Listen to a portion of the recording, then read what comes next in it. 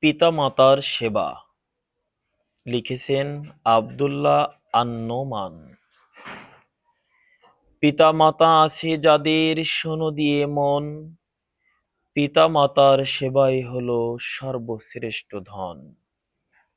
মায়ের পায়ের নিচে জান্নাত, রাসূলের ফরমান, পিতা খুশি হলেই খুশি স্বয়ং রহমান।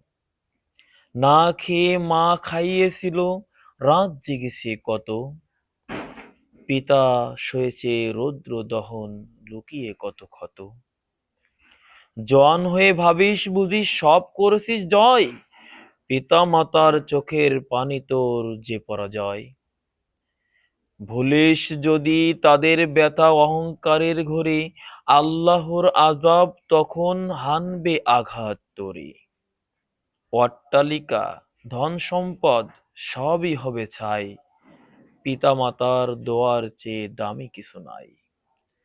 তাই তো বলি ওরে যুবক তরুণ ওরে প্রাণ, পিতা মাতার সেবায় যদি কাটাস দিনমান, খুশি হয়ে তারা যদি দোয়া করে যায়, জান্নাতি সুখ পাবি তবে উভয় দুনিয়ায়।